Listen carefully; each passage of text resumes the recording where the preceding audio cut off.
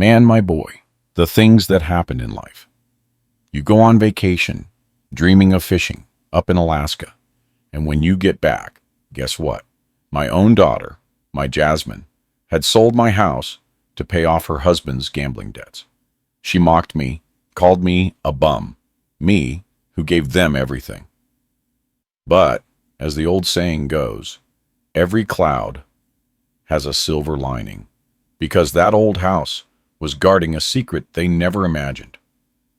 Want to know how this old man flipped the script? Stay tuned, son.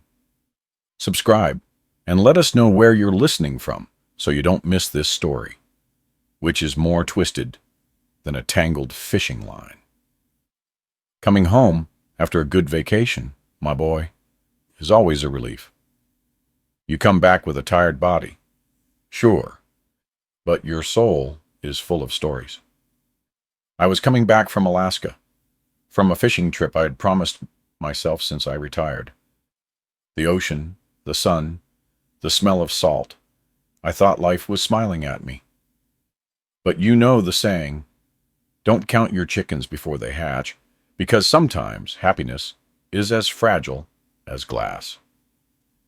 I arrived in Scottsdale at sunset, the Arizona sun painting the sky orange and purple.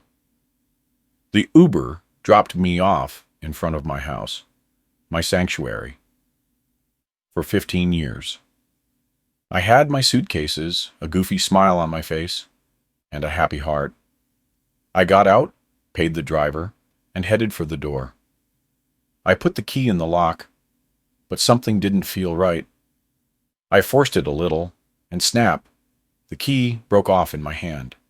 One piece stayed inside, the other, a useless stub, between my fingers. I froze. This ain't right, I thought. A cold sweat ran down my back, and it wasn't from the desert heat. I tried the garage remote, the one Jasmine had insisted on installing last year. The little green light flashed red over and over again. Nothing.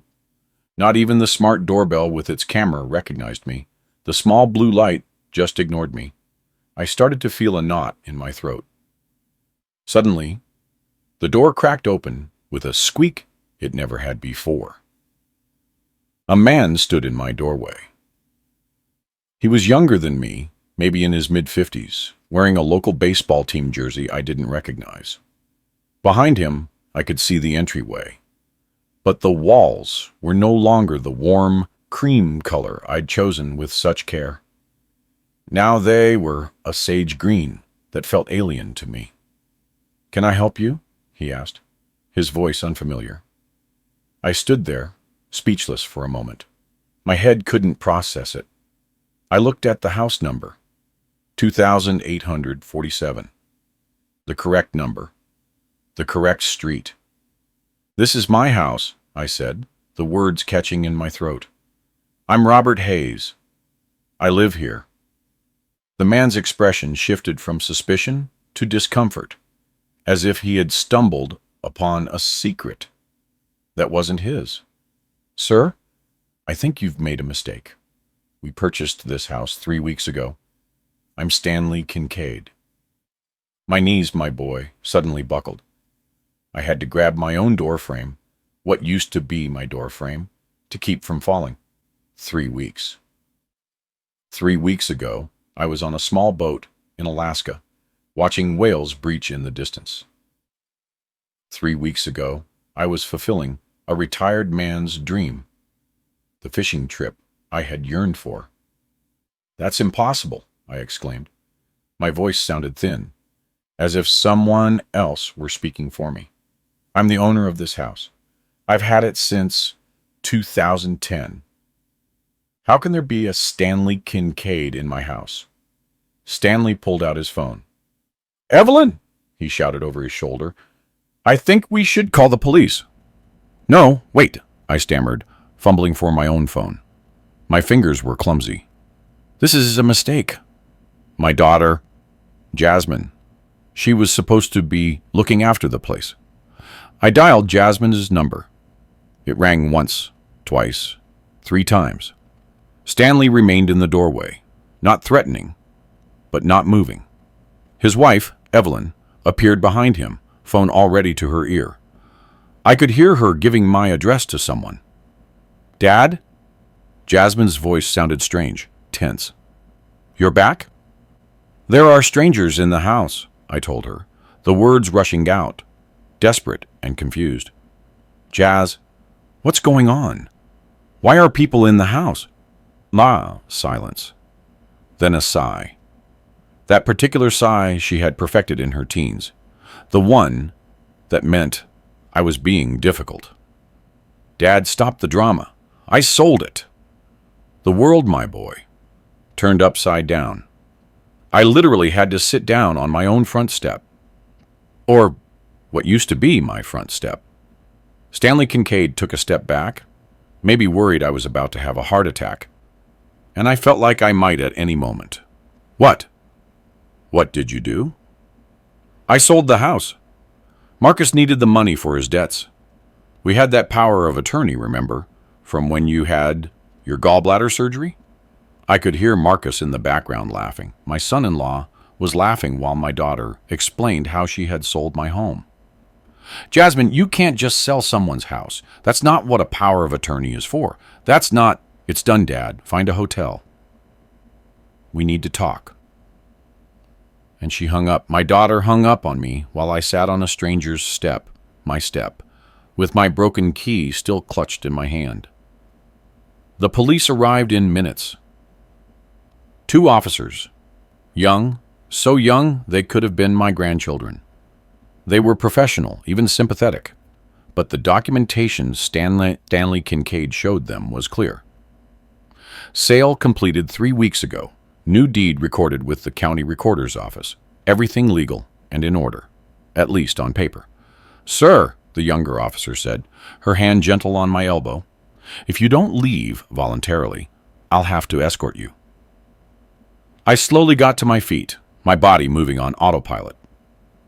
40 years of legal training kicked in, and I found myself cataloging everything without thinking.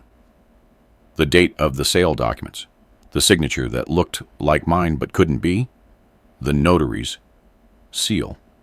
Jasmine had been thorough. My luggage, I said, surprised by the firmness of my voice. Stanley Kincaid, and I was already starting to hate that name, helping me load my suitcases into the cruiser. You're not under arrest, the officers assured me repeatedly. Just a courtesy ride to a hotel. They were kind, and that somehow made it even worse. As we drove away, I turned to look at my house through the rear window. A new garden out front, desert roses where I used to have my lawn, a different mailbox, small changes that added up to a crack in my reality. My boy, 15 years of my life, gone in 3 weeks. My phone buzzed. A message from Jasmine. The Pearl Hotel. I reserved you a room. We'll talk tomorrow. The senior officer looked at me in the rearview mirror. You okay, sir? I nodded, without taking my eyes off the message. My daughter had reserved a hotel room for me. She had planned everything while I was in Alaska, watching the northern lights, and feeling grateful for my life, for my family. She was stealing it all from me. Actually, I said, my voice surprising me with its resolve. I'm going to need a lawyer. The officer nodded, probably thinking I meant a civil dispute. He didn't understand yet. And Jasmine understood even less. 40 years in corporate law had taught me many things, but the most important one was this. Documents tell stories, and falsified documents, my boy. Those tell the most interesting stories of all. That's why you can't trust appearances. Deception hides behind the facade. That night, my boy, in the bed of that 5-star hotel my daughter had chosen for me, the Pearl Hotel, I felt like a castaway on an island of velvet and marble. The luxury, instead of comforting me, suffocated me. Every feather pillow, every crystal lamp, every sophisticated detail screamed one thing at me. I'm here, so you can see I can afford this, Dad. I'm not a monster. But between the Egyptian cotton sheets, I only felt the cold of betrayal, sharper than any desert breeze. It was a gilded cage, and Jasmine had locked me in it so the world could see her generosity. What hypocrisy. I got up and walked across the plush carpet, feeling every step as another weight on my soul. The view from the balcony was stunning. Impeccable golf courses, palm trees swaying with a lightness I didn't feel. And beyond, the flickering lights of Scottsdale. My city? My life? Everything seemed so normal. But inside, my world had collapsed like a sandcastle. The image of Stanley Kincaid at my door, Jasmine's voice confessing her treachery, Marcus's laugh. It all played on repeat in my head. As my grandma used to say, the low blows hurt the most when they come from your own hand. And Jasmine, my own daughter, had hit me where it hurt the deepest. But a man who has dealt with snakes in the corporate law world for 40 years doesn't spend much time lamenting. After the shock and the bitter gall of disappointment, the rage started to simmer in my chest like aged bourbon. And with it, my lawyer's brain, the one that never fully retired, began connecting the dots. "All right, Robert," I said, looking at my tired eyes in the mirror. "This smells like sulfur and dirty money. Jasmine's brain isn't big enough for this. This is Marcus's work, but she's an accomplice. As the saying goes, there is none so blind as those who will not see."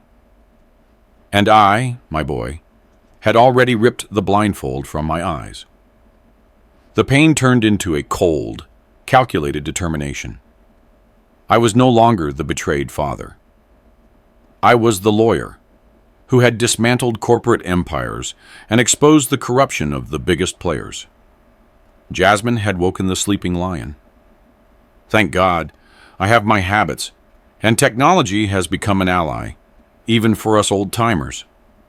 I've always been a little paranoid with important papers, more because of the nature of my work than anything else. Ever since documents started flying around the digital world, I got into the habit of scanning everything. Every deed, every contract, every little receipt, with legal implications, went straight to the cloud. My old routine, as Jasmine used to call it, mocking my meticulousness, was now my salvation. She saw it as an old man's eccentricity. I saw it as an insurance policy against dishonesty. I opened my laptop in that room overlooking the golf course, where the emerald green grass seemed to mock my reality, and I started searching. My finger, trembling at first, became steady as I navigated the files. Every click was one more step toward the truth, one step further from the abyss of confusion into which they had thrown me. The first thing I found was the family trust, the one I established in 1995 with your mother, rest her soul. A safe nest for when I was gone, to protect my children from life's traps and, Lord my boy, from themselves, too. My wife was always a wise woman, and she was the one who insisted on every clause, every safeguard. And there, clear as day, the document stated that any sale of the house or any property under the trust required the signature of all 3 trustees, myself, Jasmine, and my son, Derek, who lives in Seattle. It was a chain, my boy, and for it to be broken, all 3 links had to be cut. I was intact, and I was sure Derek was too. Then I looked for that infamous power of attorney Jasmine had mentioned. Remember, my boy? The one she claimed gave her permission to sell my house? Pure smoke and mirrors. I found the original document in a matter of seconds. It was not a general power, but a limited power, specifically for medical decisions during my gallbladder surgery 2 years ago. It was a technical thing signed at the hospital, so she could make decisions if I became incapacitated. And the expiration date, clear as the light of day. said it had expired 6 months after the procedure. 6 months, my boy, and the sale had been done 3 weeks ago. Jasmine knew perfectly well that power was no longer worth a dime. She had read it. She had managed it. There was no excuse for ignorance. My blood boiled, but more than rage. It was disappointment that ate at me. The lie. The audacity of using a health crisis for this deception. She had calculated every step. As the saying goes, if you raise crows, they'll peck out your eyes. But it's even harder when they peck at your heart. My next call was to Derek, my son who lives far away.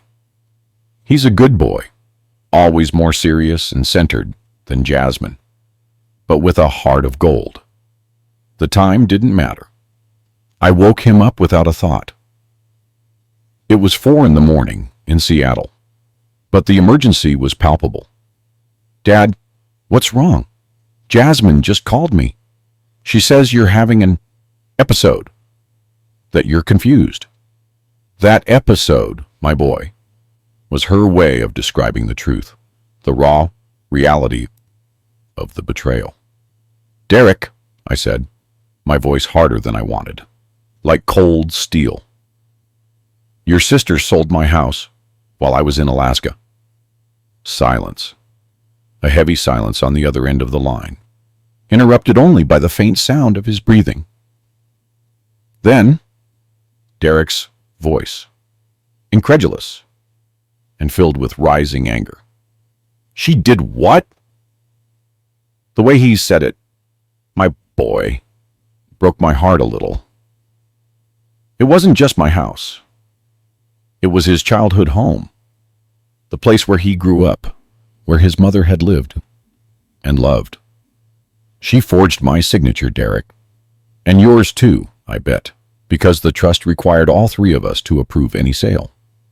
Tell me, son, did you sign anything about the house recently? Any paper Jasmine or Marcus sent you, even by email, in the last few months? My God! Dad, he exclaimed, the sleep completely gone? Of course not. You know I would never do that. How could she? Why? Another piece of the puzzle fell into place. No evil lasts forever, but Jasmine's fraud seemed to want to prove otherwise, stretching out in time like a shadow. I'm flying out there, Dad. As soon as I find a flight, I'm taking the first one out, Derek told me. His voice was full of worry and a contained rage that I immediately recognized. No, not yet, I replied. I need to handle this with a clear head. This is a delicate dance, and I don't want you stepping on a landmine. But I am going to ask you for one urgent favor. I need you to send me a notarized statement confirming you never signed any documents for the sale of the house. Can you do that today? I'm walking to the car right now, Dad. Don't worry, I've got this. But why? Why would Jasmine do something like this, Dad? Have we fallen that low? His question hung in the air like cheap cigar smoke, heavy and laden with sadness. I already knew. I remembered Marcus's laugh, my son-in-law, in the background the day Jasmine hung up on me. Gambling debts, for sure. That man, my son-in-law, always thought he was smarter than the sharpest person in the room. And Jasmine always owed to his whims. Marcus, your brother-in-law, always thought he was smarter than the bookie, I answered. There was nothing more to say. The answer, my boy, was as old as humanity, greed and weakness. After talking to Derek, I returned to those sale documents Stanley Kincaid had shown me, the ones the police had sent me out of professional courtesy, without knowing the magnitude of the issue. There on my laptop screen was the supposed deed of sale. My signature. Oh, my boy. It was there. An almost perfect reproduction, but not mine. I had spent 40 years examining documents, seeing signatures in trials, detecting the minimal deviations, the tells, as we call them in the legal jargon, those small giveaways that reveal the lie. And there's always a detail. In this one, the R in Robert had a slightly different stroke. A slight hesitation at the end, a pen pressure that wasn't mine. A trained eye sees it immediately. It was amateur work, my boy, a clumsy attempt, but good enough to deceive a good faith buyer, and, unfortunately, a notary, who I feared was somehow involved, or simply too careless. I checked the notary's seal. A clear signature. Who was this notary? Had they been fooled, or were they an accomplice? The investigation was just beginning. The initial rage had turned into a cold, calculated calm. It was time to peel back every layer of this onion of deceit. The truth is in the details, and I, my boy, was an expert at finding them.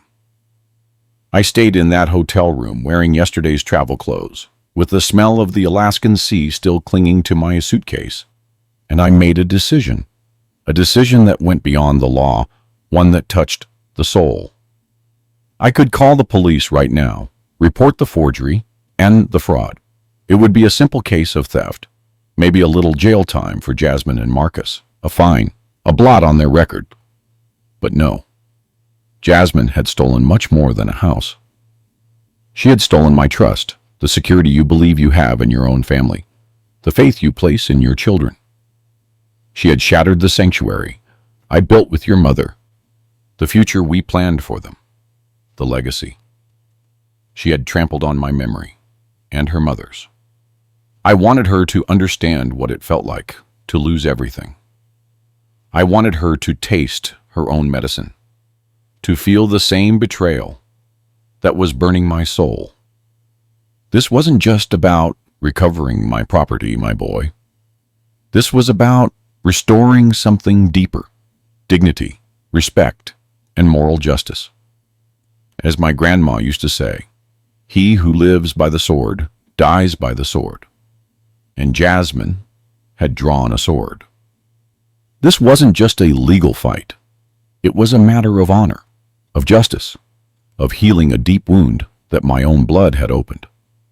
And for that, my boy, I didn't just need a lawyer. I needed an army, a strategy as calculated as hers, but with the power of truth behind it, an army I already knew where to find and how to activate. My retirement was over, but my real work was just beginning. The night went by without sleep. Between the documents, the thoughts, and the contained rage, dawn found me on my feet, ready for battle. My heart, which felt like it was going to break the day before, now beat with a cold, steel determination. Jasmine had unearthed the old law wolf I thought was asleep. And that wolf, my boy, was just warming up his claws, sharpening his teeth, and remembering every trick of the old trade. I was going to show her that it's one thing to talk about the bull and another to be in the ring. And she, my own daughter, was about to find out the hard way. My boy, after a long night of sleeplessness and unmasking the deceit of Jasmine and Marcus, my lawyer's mind, the one I thought was buried under years of retirement and domino games, lit up like a furnace. The anger had transformed into cold steel, and the sadness into an unwavering determination. I was no longer just the grieving father, but the hunter who smelled blood. As my grandma used to say, in a warned war, no one dies. And I, my boy, had just received the cruelest warning. I made the first call at dawn before the Scottsdale sun peeked over the horizon. I looked in my old leather directory, the one that holds the numbers of a lifetime. There was Arthur Art Vance, a colleague of 1,000 battles, a loyal friend, a sharp shooter, as we say. Art Vance was one of those lawyers who not only knew the law, but felt it in his blood. With him, I had unraveled million-dollar frauds, defended the innocent, and put more than one scoundrel behind bars. We had done everything from property disputes in rural Texas to intricate corporate cases in New York City. He had been my right-hand man in the big leagues, and now he was my last personal hope. "Art," I said, my voice still a little raspy from lack of sleep. "Robert, you old sea dog, what miracle brings you calling at this hour? I thought you were shark fishing in Alaska," he replied with his jovial boom. "Worse than that, Art. Much worse. My own daughter bit the hand that fed her," I told him. And in a few words, without embellishment, I laid out the whole story. The house, the trip, the fraudulent sale, the expired power of attorney, Marcus's laugh, Derek's disbelief. I didn't miss a single detail. There was silence on the other end of the line. Not the silence of surprise, but of consternation. Art was a family man. He knew the value of those things. "My God, Robert, Jasmine? She was your adoration, your favorite," he finally exclaimed in a tone that mixed disbelief and growing anger. "That's more than a betrayal, old friend. It's a low-down trick, a vile theft, a crime." "I know, Art, and I want them to feel it. I want them to understand what they did to me. I don't want a simple civil suit. I want them to pay every last dime, and I want the law to come down on them with its full weight," I said, and I could feel the determination hardening with every word. "I want them left with nothing but the clothes on their back. I want the shame to follow them like a shadow. And if possible, I want them to spend some serious time behind bars. Robert, you know that for these things, you not only have to be a lawyer, you have to be a strategist. This is a delicate dance, but I promise you, we'll dance to their tune and give them a beating they won't forget. I'm going to gather our old team, Dr. Audrey Kim, our graphology expert, who can crack any signature, Mr. Jeremy Bell, the real estate expert, and my niece, young Ms. Chloe Vance. She's a lioness, Robert, and she lives for cases like this. By tomorrow afternoon, we'll be at your hotel. I need to see all the documents you have, and don't worry about the fees, old friend. This is personal, for you and the memory of your late wife. And just like that, my boy, the machinery of justice was set in motion. The next day, my hotel room, that gilded cage Jasmine had chosen, became our headquarters. Art arrived with his team, and the energy in the air was palpable. The living room table, which had previously served for luxury breakfasts, was now covered with papers, mind maps, and laptop screens. "Here's the strategy, Robert," Art said, hitting the table with his palm. "We're going to attack on 3 fronts, like good generals. First, the civil route. We're going to sue for the annulment of the sale, the restitution of your property, and compensation for damages that will sting their souls. Emotional damages, hotel expenses, the emotional distress, everything. Next, the criminal route. This is where things get interesting. Forgery of documents, specific fraud, breach of trust, and of course, elder abuse.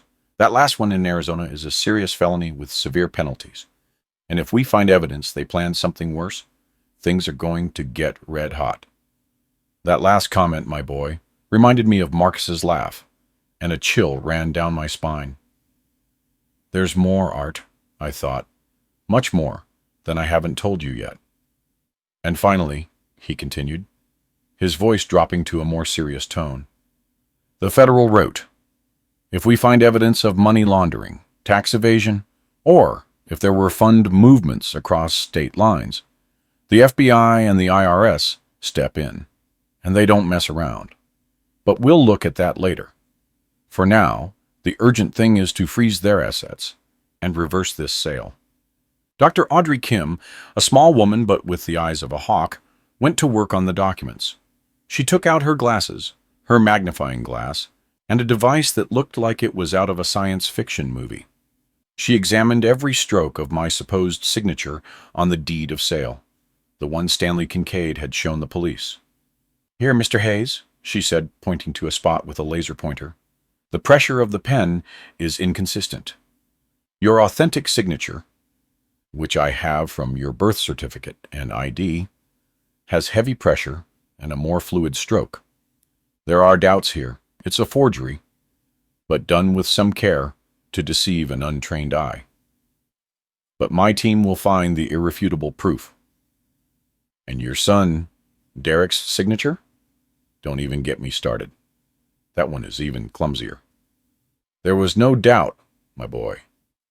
Jasmine and Marcus had gotten their hands dirty up to the elbow. You can't cover the sun with one finger. And Dr. Kim was going to uncover everything. Within a few hours, we had everything ready. Mr. Bell and Ms. Vance prepared the lawsuit with impressive speed. Every clause, every article, every legal precedent was there, clean and lethal. The file was a monster of paper.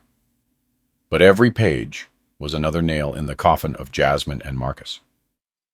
The first thing is the emergency injunction, Ms. Vance explained. We need a court order to freeze all their assets, bank accounts, properties, cars, everything. That way, they won't be able to move the money from the sale of your house or use other assets to pay off Marcus's debts. And we're also asking for a restraining order so they can't approach you, Robert, or Derek, or the house, Art added. You know, for the elder abuse charge and to prevent anything unpleasant, you will be measured by the yardstick you use to measure others, and they are about to be measured with the highest yardstick. That same afternoon, we headed to the Maricopa County Courthouse in Phoenix.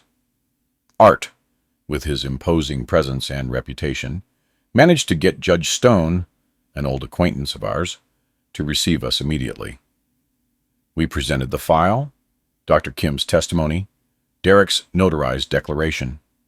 Judge Stone, a serious and fair man, listened intently, his eyes moving quickly over the documents. His generally impassive face showed a shadow of indignation. "Mr. Vance," the judge said, his grave voice resonating in the room, "this is a very serious accusation, especially the charge of elder abuse and the forgery of documents of this magnitude. This is no child's play."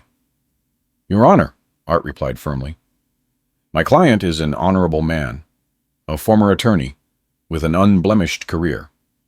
The evidence is clear and overwhelming. I request the order to freeze assets and the emergency restraining order without prior notice to prevent the disposition of assets and safeguard my client's integrity." The judge nodded. His gaze hardened. "Granted. The order to freeze assets is immediate and complete for Ms. Jasmine Hayes Carson and Mr. Marcus Carson. It includes all their bank accounts, properties, vehicles, and any other assets in their name. Likewise, a restraining order is issued. Ms. Vance, instruct the bailiffs to serve them personally immediately, so they don't have a chance to move a single dime." We left the courthouse with a feeling of triumph, but also of sadness. It was an important step, my boy, a direct hit, but I knew it was only the beginning, and the emotional price for me was immeasurable. Justice is sometimes a double-edged sword. Minutes later, my phone buzzed. It was an unknown number, but the vibration was insistent. I answered. "Dad, what have you done? I can't use my cards. The bank says my accounts are frozen, and Marcus is furious. He's tearing up everything in the house." Jasmine's voice was hysterical. the words tumbling out between gasps. In the background, I could hear the crash of something breaking. Glass? Perhaps? And Marcus's voice bellowing obscenities. Jasmine, I replied, my voice icy, without a trace of a father's warmth. You committed fraud. You sold my house. What did you expect? Dad, don't you understand? Marcus knows people, dangerous people. If he doesn't pay them, they're going to... God, Dad, they're going to kill us. They're going to hurt us. That last part, my boy, made my eyes open wide. The desperation in her voice was real. That, Jasmine, sounds like your problem. You chose him. You supported him. Now dance to the music. And I hung up. I immediately called my old contact, Victor Jones, a private investigator I had used in my corporate days. A discreet, efficient man who knew how to move in the shadows of Scottsdale and Los Angeles like a fish in water. Robert, I thought you'd retired from the mess, he said when he answered, his voice showing a hint of surprise. I did, Victor. But now I've retired from the quiet life. I need everything you can find on Marcus Carson, his gambling debts, who he owes, the whole scheme, and especially those dangerous people Jasmine talks about. Who is Hammer Tony Evans? Hammer Tony Evans. Man, Robert, that guy is heavy. An old school mobster. Officially, he has construction companies around Los Angeles and Vegas. Unofficially, he's the most effective and ruthless collector in 3 states. They say he doesn't collect money, he collects flesh. But don't worry, Robert. I'm on it. I'll have the first reports for you tomorrow. I've got your back. I hung up the phone, the conversation with Jasmine and Victor's words echoing in my head. Marcus, I thought now. Marcus's desperation was my ally. His threats, his dangerous connections, were more proof of his guilt and the depth of the pit they had dug themselves into. Jasmine's call, more than scaring me, stoked my fire.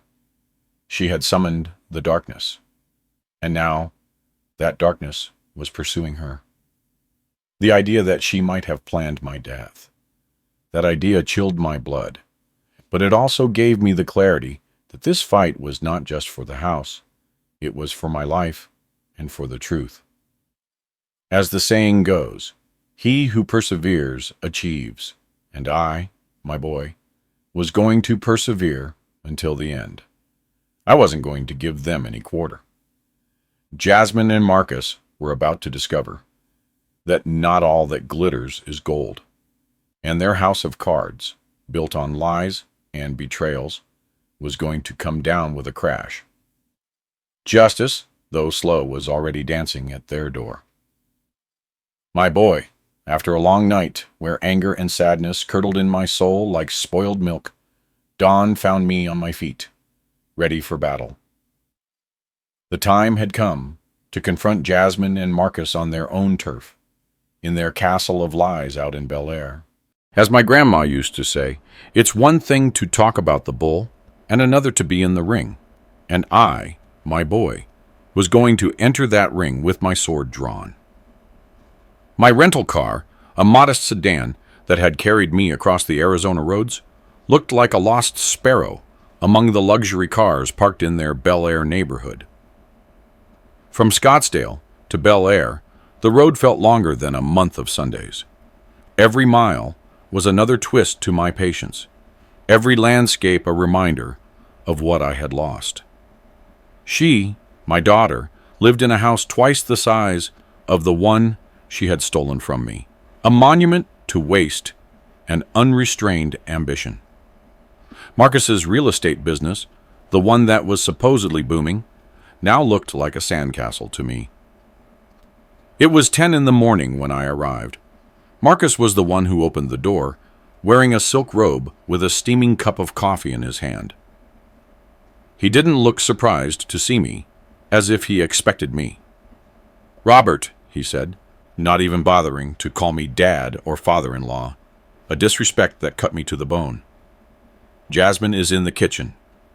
His voice, my boy, was pure cynicism.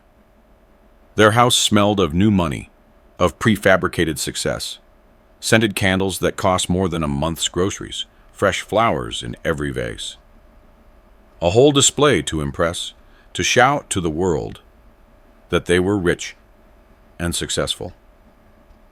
Jasmine was sitting at a marble island that could have served as a banquet table, her laptop open, with that defensive expression I knew from her adolescence, that mask she put on when she knew she'd been caught red-handed. "Dad?" she started before I could open my mouth. "Before you say anything, 180,000, I interrupted, sitting down across from her, my voice as cold as the ice in an ashtray. "That's the number, isn't it? That's what Marcus owes." Marcus's coffee cup stopped halfway to his lips. Jasmine opened her mouth, then closed it without a word. Her eyes, my boy, looked like saucers, wide with surprise and fear. "How? How did you know?" "I've been awake since 4 this morning making calls," I told them, and my voice was a concrete slab. It's surprising what people will tell you when you're a retired corporate lawyer and you mention the words federal investigation and fraud. Your husband's bookie, the one who pointed his bets, was particularly chatty. Marcus's face went white, and he slammed the cup down, coffee splashing the gleaming marble. "You don't know who you're messing with, old man." Marcus snapped at me with a threat that came out more as a sputter than a growl. "No," I replied, keeping my voice level. "You don't know who you're messing with. Sit down, Marcus." And he sat. 40 years of giving orders in boardrooms and courtrooms have their uses beyond corporate law. Sometimes, my boy, a look, a posture, a tone of voice is more powerful than any gun. He who is silent consents, and they were about to consent to much more than they imagined. "Look, Dad, here's what's going to happen," Jasmine said, regaining some of her composure. "You're 67 years old. You don't need a house that big. Consider this part of your retirement plan. We've set aside money for a nice assisted living residence like the one Mom was in before she passed away." That blow, my boy, hit me right in the center of the chest, like a thorn in the soul. The same Jasmine who had put your mother in the cheapest residence she could find, the one she visited once a month, if that. I, on the other hand, spent every day there, watching the love of my life fade away, in a room that smelled of industrial disinfectant and despair. She had the audacity to use the memory of her mother, my wife, to justify her theft. "You're right," I said, rising slowly. "I am retiring from being your safety net." I walked toward the door, and when my hand touched the knob, I turned to look at them. Both were still sitting. Jasmine with her mouth open, Marcus with his face congested with fury. Jasmine's mask was beginning to crack. "You committed forgery, fraud, elder abuse, and conspiracy," I enumerated, each word a hammer blow. "Those are just the state charges. The federal charges will be much more interesting. And not just that, Jasmine." I lowered my voice, so only they could hear me, and looked her straight in the eyes. "I know the ship captain. I know you paid him to have an accident on my Alaska trip. But I switched tours at the last minute. Always been lucky, don't you think? The house was just the beginning of your plan, wasn't it?" The color drained from Jasmine's face, as if the blood had been instantly removed. Marcus jumped up, his eyes bloodshot. "That's a lie. She would never—" "Shut up, Marcus," I said. My voice sliced through his like a hot knife. "Evidence, my boy, speaks louder than words. And in this case, the evidence is going to be a recording. so you better not keep incriminating yourself. Now, you're really going to be drowning in trouble. I pulled out my phone. I took a photo of them sitting in their marble kitchen, their faces distorted. By the way, Mr. Vance sends his regards. Remember Arthur? The former federal prosecutor is fascinated with your case. I left that house, that monument to vanity and avarice, and stood in their immaculate front yard. 6 bedrooms for 2 people, a 3-car garage with a Tesla, a luxury SUV, and a Porsche, a pool that shimmered unused in the backyard. All of it, my boy, built on sand, waiting for the tide to come in and demolish it. You cannot sow the wind and reap flowers. And they were about to reap a hurricane. I sent a message to Art, gather the team. We go to war. I had been a father for 39 years. I had tried to protect Jasmine even when she didn't deserve it, looking for excuses for her whims, for her ambition. But standing there under the morning sun, looking at the house she had bought with stolen money, I felt something break inside me. That part that justified her, that said she was still my little girl, that part, my boy, died as cleanly as if it had been surgically removed. It was time to become something else. It was time to become what Jasmine had forced me to be, a predator. The office building of Arthur Vance stood like a monument of glass and steel to justice, or at least to billable hours. The elevator ride to the 14th floor seemed eternal. The bronze doors reflected a version of me I barely recognized. 3 days in a hotel and sleepless nights had sharpened something in my face. The kindly grandfather had disappeared. What looked back at me was more like the prosecutor I had been 40 years ago, before corporate law softened me. Marisol, Art's secretary, stood up when I entered. We had worked together during the Pembroke Industries merger, and I noticed her smile wavered between sympathy and a barely contained excitement. She lived for cases like this. They're waiting in the conference room, Robert, she told me, with the whole team. The hallway stretched out, the marble floor echoing each step like a countdown. That smell hit me first. Old leather and paper, the perfume of legal warfare. It transported me back to my first big case, when I was young and thought justice was simple. Art had transformed the conference room into a command center. Papers covered the mahogany table in impeccable rows, color-coded and labeled. 4 laptops hummed, 2 printers waited like soldiers. The whiteboard displayed a timeline that made Jasmine's deceit look exactly like what it was. Criminal. Art stood up. An imposing man, nearly 6'7". His silver hair was perfect at 70 years old. Ready to destroy them, old friend, he said. Down to the ashes. Dr. Audrey Kim, our graphology expert, arrived at 9:30 sharp. She brought equipment that looked more appropriate for a forensic lab than a law office.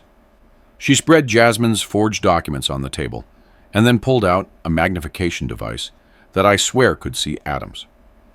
Look here, she said, placing the lens over my supposed signature. The pressure patterns are completely wrong.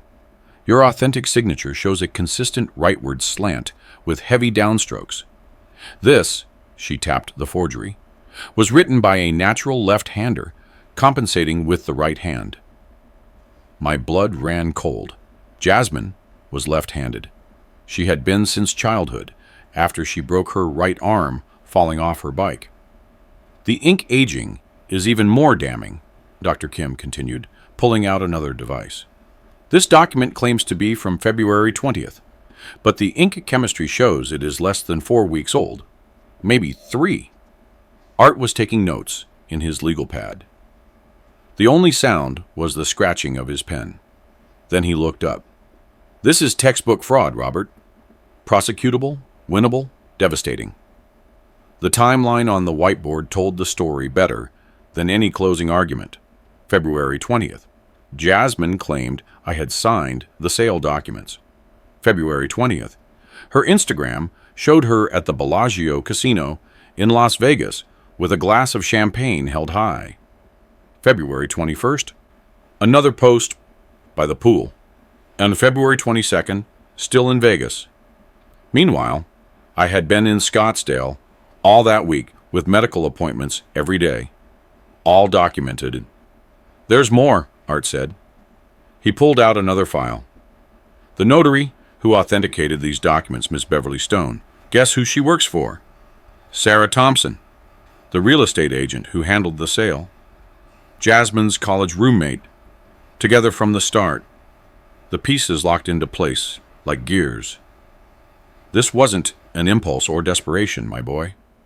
This was a conspiracy. As my grandma used to say, he who walks with wolves learns to howl. And Jasmine had joined a pack. I want this case airtight, I said. My voice was firm, despite the rage boiling in my chest. No loopholes, no technicalities. When we hit them with this, I want it to be a complete annihilation. Art smiled, the kind of smile that had terrified the CEOs of the biggest companies. We'll do it 3 ways. Civil, for damages, and return of the house. Criminal, for fraud, forgery, and elder abuse. And federal, for wire fraud and conspiracy. You'll see, they won't even be able to hide under a rock. Dr. Kim carefully packed away her equipment. Mr. Hayes, in 30 years of forensic document examination, I've never seen such amateur work. Your daughter might have fooled a casual observer, but under any real scrutiny, this completely falls apart. How fast can we freeze their assets? I asked Art. By the end of the day, he replied. They won't be able to buy a cup of coffee tomorrow. Their house of cards is coming down. And so, my boy, the real dance began, the dance of justice. My boy, they say there's no wedge that binds tighter than one made of the same wood. And the betrayal from Jasmine and Marcus was tightening around my soul like a noose. But a man who has already walked the winding paths of life knows that after the storm, calm always comes, or at least the opportunity to rebuild what the wind carried away.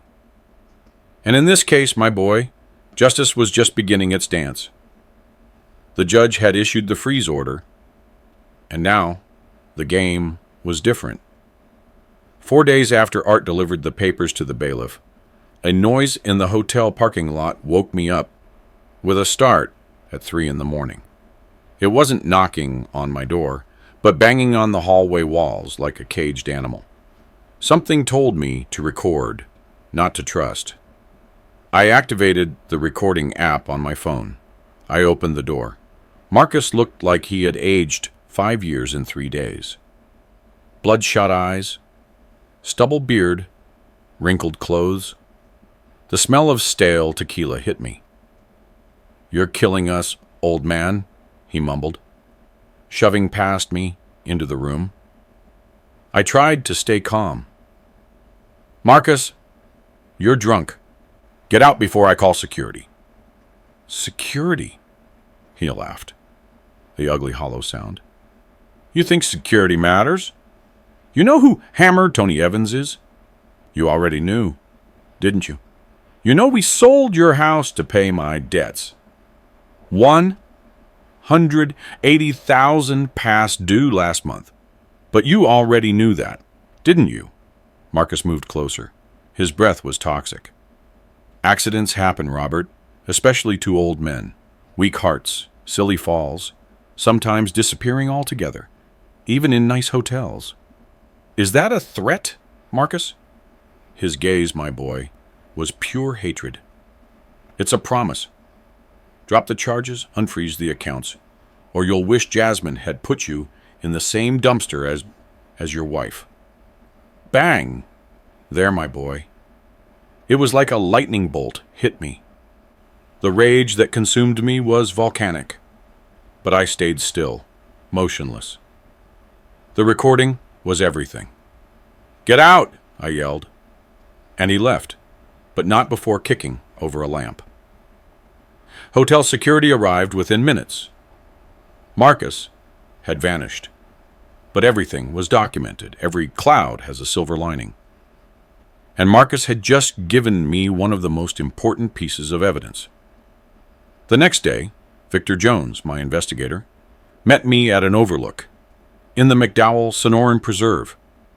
He handed me a thick folder full of photos and documents. "Your son-in-law is neck-deep in it, Robert," he told me. "Hammer Tony Evans is old-school Vegas mob. Officially runs a construction company. Unofficially, he's the most dangerous collector in 3 states. The photos showed Marcus meeting with a man who looked like violence incarnate, Tony Evans. The total debt is closer to $500,000. And here's the kicker. Jasmine has also been signing loan documents. I got 3 witnesses to swear she's never been to these betting games. Marcus has also been forging Jasmine's signature.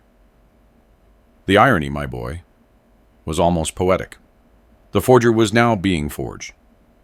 He who lives by the sword dies by the sword. On April 5th, an unexpected call brought me new allies. It was Stanley Kincaid. His voice was tense, charged with anger. "Mr. Hayes, we need to talk. My wife is heartbroken. We saved for 20 years for this house. We discovered that our real estate agent, Sarah Thompson, she and your daughter, Jasmine, have known each other forever. She pressured us to close quickly. Now we know why." Evelyn Kincaid took the phone. "Mr. Hayes, we will testify. We will help in any way we can. We just want our money back and for these people to be punished." Their lawyer, Christina Paredes, was young, ambitious, and brilliant. She had found connections between Jasmine and Sarah dating back to shared vacations, mutual investments, a pattern of suspicious real estate transactions. "This isn't the first time they've done this," Christina said when we met with her.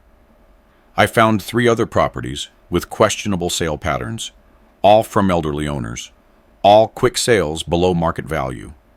They're running a scheme, Mr. Hayes." On April 10th, the court-ordered mediation arrived.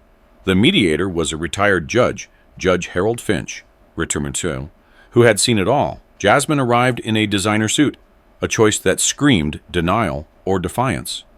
Don Julio Brenes, her lawyer, tried to control the narrative. "My client was manipulated by her husband. She is a victim of domestic coercion." Marcus, seated next to her, exploded. "Coercion? She planned the whole thing. She showed me the trust documents. She told me exactly how—" Brenes grabbed Marcus's arm, but it was too late. "You told me he was dying," Marcus yelled at Jasmine. "You said he would never find out. You said the Alaska trip was the perfect time." The security staff dragged Marcus away, still shouting. Jasmine's mask, my boy, completely slipped. She looked at me with eyes I had never seen before, cold, calculating, empty. "You were supposed to die on that trip," she said in a low voice. "The boat captain got his money to have an accident, but you changed tours at the last minute. You were always lucky, Dad." The room fell into a deathly silence. Even Judge Finch looked surprised. Brenes frantically tried to get his client to stop talking, but Jasmine continued. The bomb had exploded. My phone buzzed. A message from Art. "Jasmine just withdrew $2,500 cash from an account we missed." Second message from Victor. "Marcus just met with Tony Evans again." Evans did not look happy. The pieces clicked. They weren't going to fight anymore. They were going to run. On April 26th, Officer Miller signaled me at the courthouse. Jasmine arrived 10 minutes later with a new lawyer, Ms. Denise Chen, whose reputation preceded her like a bad smell. "Mr. Hayes?" Chen said in the hallway, her voice as sharp as broken glass. "The accusations of elder abuse are serious. They could backfire." Behind her, Jasmine, with trembling hands, clutched her designer purse. avoiding my gaze. She had lost weight. The stress was eating her alive. Art appeared at my side. She hired the dirtiest lawyer in Phoenix. Chen doesn't just bend the rules. She breaks them. Prosecutor Ben Reynolds arrived immediately, his face flushed with anticipation. Judge Marvin Stone entered at 9 o'clock sharp. Stone had no patience for thieves, and even less for those who stole from family. Jasmine's hands began to tremble harder. Art presented the evidence methodically. The original trust documents, the bank statements, the forensic analysis appeared on the courtroom screen. Dr. Kim testified via secure video call, each forged signature enlarged, each fraudulent date highlighted. Judge Stone leaned forward. Ms. Hayes Carson. The judge's voice could have frozen the desert. Your passport, please. Chen objected. Overruled, the judge said. Chen objected again. Judge Stone's gaze could have melted steel. Your client is a flight risk, counselor. The passport stays with the court. Jasmine's face crumbled. During the recess, I went to the restroom. She followed me, checking the hallway for witnesses before cornering me by the sinks. The fluorescent lights made her look skeletal, her makeup smudged, desperation leaking through her perfect facade. I have $200,000 cash, she whispered. Untraceable. Take it, and say you were confused. My phone, hidden in my shirt pocket, kept recording. You stole my retirement, and you call it love, I said. My voice was a whisper of disappointment. Her face contorted into something I didn't recognize. You were supposed to love me unconditionally. Unconditional love doesn't mean unconditional theft, Jasmine. Marcus has friends, dangerous friends. They know where you're staying. So does the police, I added. She grabbed my arm, her nails digging into my skin. Why didn't you just die like Mom, quiet and grateful for what we gave you? There it was, my boy, the truth beneath the act. I pulled free and left her crying in that bathroom. Or pretending to cry. I couldn't tell anymore, and frankly, I didn't care. Prosecutor Reynolds was waiting for me in the courthouse cafeteria. I played him the recording on my phone. His smile grew wider with every word. Witness tampering, attempted bribery, and that comment about your wife. Consciousness of guilt. She just built my case for me, Lai. Let her think I'm considering it, I told him. I want her to feel confident. I want her to be careless. My phone buzzed. A message from Marcus. Your daughter says you won't be reasonable. Let me explain what's at stake. M. 4 days passed since Marcus's message. I had hired Tom Riley, an off-duty Phoenix cop, to follow me discreetly. Jasmine, in an attempt to look good, had sent me an email asking me to go to her house to pick up some tools I had left in the garage, knowing it was a public spot where neighbors could see. When I arrived, she and Marcus had gathered several neighbors for a show. My father's hammer, my military medals, and the photo album of my wife and Jasmine's childhood, all were destroyed and tossed onto the ground in front of them. The neighbors, with their phones, recorded the shameful moment. It was a public humiliation, my boy. But every destroyed tool was evidence. Every cruel word was testimony. My phone rang immediately. Art's emergency tone. Robert, you need to know something about the house. Jasmine's message arrived simultaneously. Why were you smiling? I pulled over to the side of the road. Art's voice continued. It's not what we thought. The trust actually says money leaves tracks, and Marcus had been tap dancing on wet cement for years. On May 20th, Victor Jones sent me a photo. Marcus at a warehouse in South Phoenix, flanked by Hammer Tony Evans and a hulking bodyguard. Marcus was cornered. My message to the IRS Criminal Investigation Division was clinical, precise. Screenshots of Jasmine's Cayman Islands account, Marcus's labyrinth of shell companies, the $650,000 from the house sale. The automatic reply arrived. IRS Case 2025. HQ 47, created. Victor called me while I was still at the computer. They're at Marcus's office right now. Collection, not negotiation. Through his phone, I watched 3 men in expensive suits enter the Phoenix Financial Plaza. 47 minutes. When Marcus left, his shirt unbuttoned, sweat stains visible. He's going to the bank, Victor narrated, and he's coming out empty-handed. The accounts are frozen. Marcus's desperate call to Jasmine.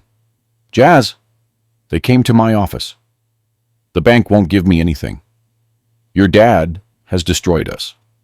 On May 25th, IRS agent Chris Kelly looked younger than my son Derek, but his eyes had the hunger of someone building a career on important cases.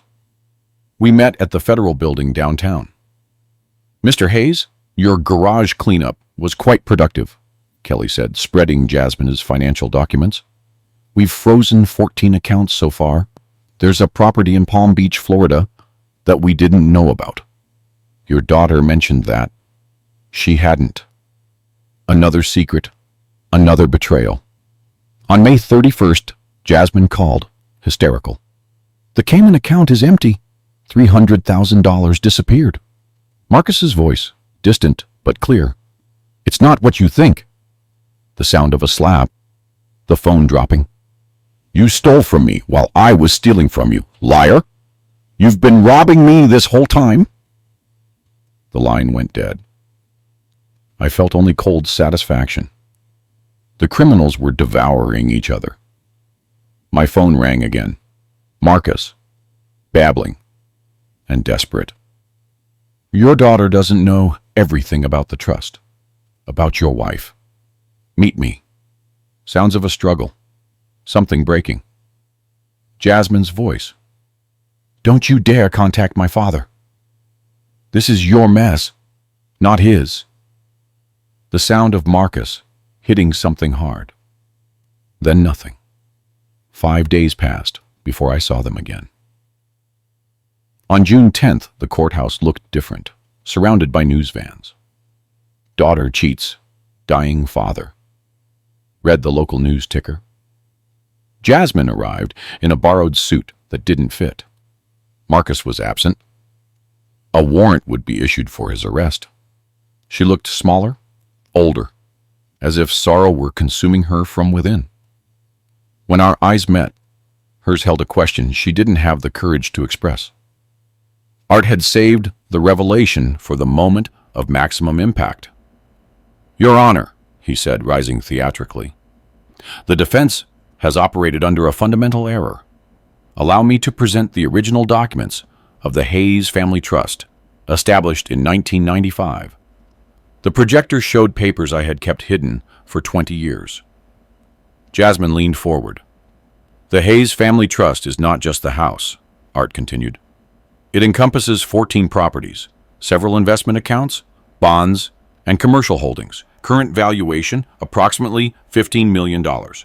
Jasmine's face transformed. Disbelief, rage, then something akin to death. Her lawyer whispered frantically in her ear, but she wasn't listening.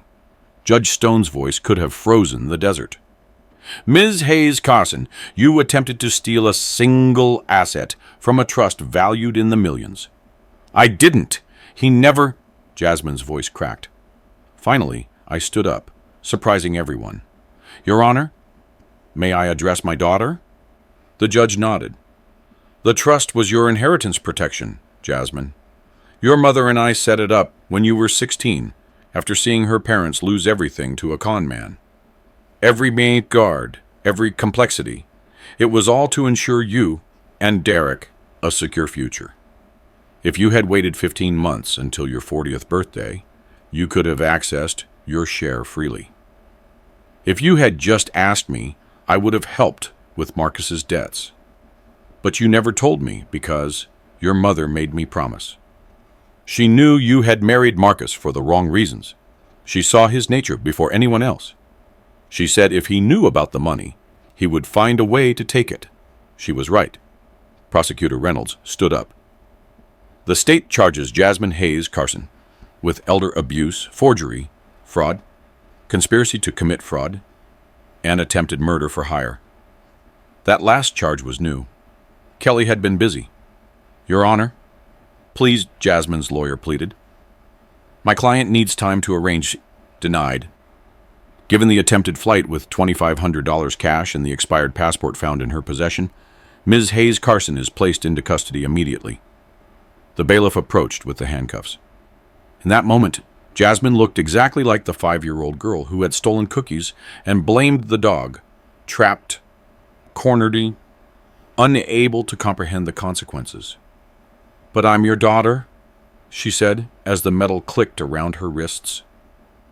"That's why it hurts," I replied.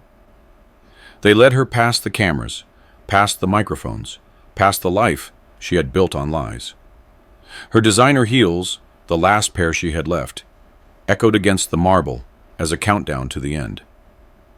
In the parking lot, exhaustion hit me like a physical weight. 3 months of war had ended, not with victory, but with necessary justice. My phone vibrated twice. Art. Marcus, found in custody.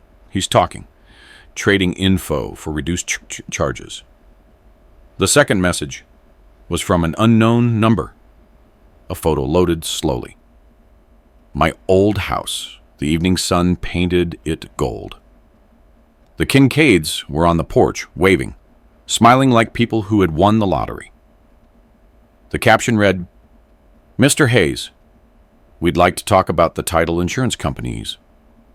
They say the law is harsh, but it is the law. And in this case, my boy, the law was about to show everyone what it meant to reap what you sow. My boy, after a long and painful war, where justice was the only flag that flew, the time came to reap what was sown. They say that after the storm, the sun always comes out. And although the sky still held clouds, the light was beginning to break through. The first battle, the restitution, was fought in a boardroom, not a courtroom. It was June 15th, and Art Vance's conference room didn't smell like war strategy, but resolution. It was a kind of truce, but with swords well sheathed. 3 representatives from the Title Fidelity Insurance Company sat across from the Kincaid family and their lawyer, Christina Paredes. Mrs. Margot Checa, the lead adjuster, had the efficiency of someone who has converted tragedies into spreadsheets for 20 years. "This is the clearest case of fraud we've ever handled," Mrs. Checa said, sliding documents across the mahogany table. "Total compensation plus damages, $725,000. Stanley Kincaid's hand trembled as he reached out to take the papers. Evelyn wiped her eyes with a handkerchief that had seen better days.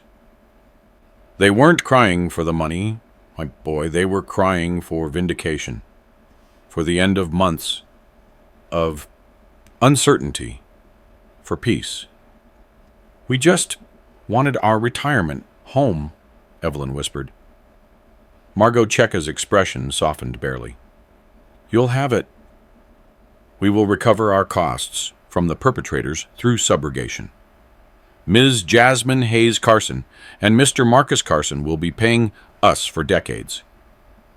Stanley shook my hand with both of his grip firm despite his age. "Thank you, Mr. Hayes, for fighting, for not letting them win." He looked at me with a gratitude that reached my soul. We were both victims of the same betrayal, and we had found solace in shared justice. 5 days later, I sat in federal court watching Marcus Carson face his punishment. An orange jumpsuit hung from his body, his handcuffs clinking on the defendant's table. IRS agent Chris Kelly had been thorough. They asked for 18 months, and 18 months he would get. Agent Kelly testified with the detachment of someone reciting a grocery list. Unreported gambling winnings from his lucky streak 3 years ago before the losses mounted. Structured deposits to avoid bank reporting requirements. Money laundered through 14 shell companies with names like Desert Investments and Sunbelt Projects. Mr. Carson, the federal judge, Judge Eleanor White, inquired, her voice cutting through Marcus's visible trembling. Tax evasion undermines the foundations of society. 18 months in federal custody, followed by 3 years of supervised release. Marcus's hollow eyes met mine across the room. There was no longer anger, only the recognition of a man who had bet everything and lost. Federal marshals led him away, his billable hours lawyer already packing up with the retainer exhausted. Everyone reaps what they sow, and Marcus, my boy, had just sown a good stretch of time in the shadows. On July 1st, it was Jasmine's turn in state court. She had lost weight. Her borrowed business suit hung loosely on her. The drugstore makeup couldn't hide the shadows under her eyes. Prosecutor Reynolds offered her a deal. 2 years of probation, full restitution, 500 hours of community service, and mandatory therapy. I accept responsibility, Jasmine said, her voice broken like old leather. I betrayed the person who loved me most. Judge Stone reviewed her lack of prior record, letters from her employer, former employer now, describing years of good work before this madness. The gavel came down with a finality that resonated in the soul. Total restitution amounts to $1.2 million, the prosecutor announced. Payable over 20 years.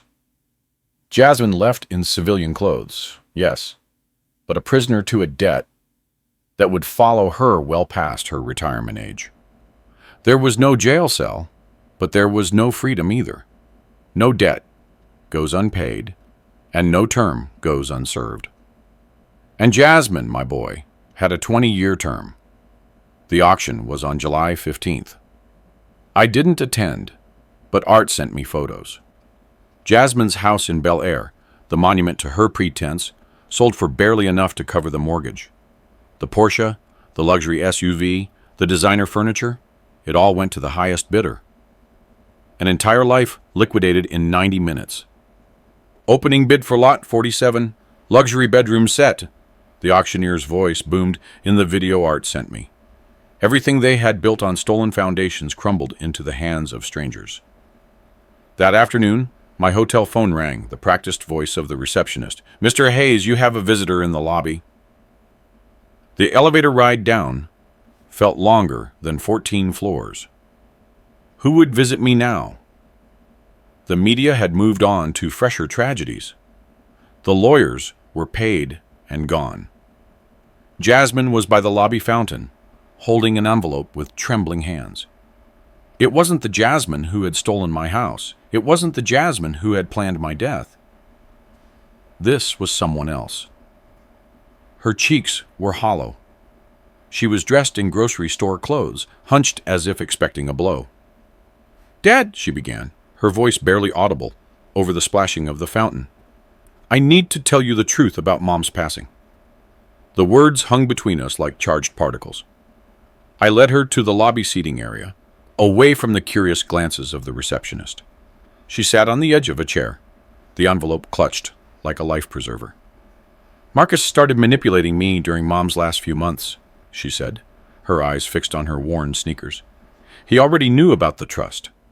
He had gone through your papers while you were at the hospital every day. He said if I didn't help him, he would make sure you spent everything on her care, that there would be nothing left. Your mother deserved everything, Jasmine. Your mother's care was never about money." She nodded, tears beginning to stream down her cheeks. "I know that now, but the pain and the greed twisted everything. Marcus convinced me that you would live forever, that the trust would never benefit us, that we deserved something for our patience." She looked up at me, and for the first time, I saw a glimmer of genuine remorse, not fear. The truth, like oil, always rises to the surface. And Jasmine's was bitter and late. On August 1st, I put the original key in my house's lock. The Kincaid family had left the house in better condition than they found it. A new kitchen, a xeriscape garden that would survive any drought. Fresh paint everywhere. They had loved it properly, however briefly. The first to appear was Mrs. Henderson with a casserole that smelled of 70s comfort food in the best way. Mr. Patterson followed with his old beagle. The mother of the Chesterfield twins brought cookies. The neighborhood had been watching, waiting. "Welcome home, Robert," Mrs. Henderson said simply. My house felt different now, my boy, not violated, but transformed. Every room held both memories and renewal simultaneously. The Kincaids had left me a note. "Thank you for fighting for what is right. This house has good foundations and better karma now." On August 10th, a letter arrived. Jasmine's careful handwriting on cheap paper, no return address. "I'm working 2 jobs, morning shift at Target, night shift at a diner. I'm living in a studio in Glendale. It's honest work. I see now the house was never about the property. It was about what I was willing to destroy to get it. I don't ask for forgiveness, only understanding. Your daughter, Jasmine." I read it 3 times, then filed it with the legal documents. I wasn't ready for forgiveness, but I recognized the attempt. Better late than never, I thought. And with it, that spark of hope was fanned. The backyard bee on August 15th wasn't planned, and neighbors just showed up with food, drinks, and stories. We gathered in the backyard, the one the Kincaids had improved. The smoke from Mr. Patterson's grill mingled with the evening air. "You handled this with such dignity," Mrs. Henderson said, her 3rd glass of wine making her philosophical. "Most people would have just raged." "Anger is expensive," I replied. "Justice has better returns." They laughed, understanding that some wounds teach valuable lessons. What doesn't kill you makes you stronger. And I, my boy, felt stronger than ever. On August 25th, the doorbell rang at dinner time. Jasmine was on my porch, the porch she grew up on, holding payroll stubs and an envelope. "First restitution payment," she said, handing me $20 in worn bills. "The Kincaids will get theirs next month." Calloused hands from restaurant work, drugstore shampoo, humility earned through labor. This wasn't the daughter who had stolen from me, nor the girl I had raised. This was someone in between, in transition. "I don't ask for forgiveness," she repeated. "Only accountability. Call me when you've paid the Kincaids for a full year," I told her. "Then we'll talk." She nodded. She turned to leave, then stopped. "Mom would be ashamed of what I became, but maybe proud of what you're becoming." She left with her shoulders straighter than when she arrived. A neighborhood kid asked about the family photos I had rehung in the hallway. I explained to them about choices and consequences, about how people can get lost and maybe find something better. That night, I called Art to talk about setting up educational trusts, not for Jasmine's future children, if she had any, but structured, so they couldn't be touched by the greed of the parents. Some lessons, my boy, only need to be taught once. The phone rang again. The Kincaids, calling from their new home in Sedona. They had found peace there, they said. Their insurance settlement had bought them something smaller, but completely theirs. We talked about gardens, about second chances, about justice served. Looking out at the desert sunset, I thought about family, about blood and betrayal, about redemption earned through accountability. My father's tools, clean and organized in the garage, awaited projects that would build instead of destroy. Family isn't about blood or property, my boy. It's about choosing to do the right thing when the wrong thing is easier. Jasmine had chosen wrong and was paying for it, and maybe someday she would choose better. Marcus had chosen wrong and would pay for longer. I had chosen justice over revenge, and that, my boy, made all the difference. Time puts everything in its place. The house stood solid around me, walls that had seen love and loss, theft and recovery. Tomorrow Derek would fly in from Seattle. We'd talk about the trust, how to protect it, how to ensure this never happened again. But tonight, I sat in my recovered home, at peace with the cost of justice and the possibility, just the possibility, of redemption. And that, my boy, is how you learn that greed can poison even the purest love. Justice, though slow, always arrives, and the truth always stings. My house, my home, recovered not only its walls but also the soul that was stolen from it. Jasmine is finding her way. Marcus is where he needs to be. And here I am, with my heart at peace. Because, as my mother told me, family comes first. But honesty is the foundation. Did you like my story? If you listen till the end, drop a number 1 in the comments. If you enjoyed it, you can support me by liking the video and sending a small tip. I've got lots of other life stories like this on my channel. So make sure to subscribe and check them out. I've added 2 new stories on screen that everyone loves. Thanks for being here. See you in the next one. With love.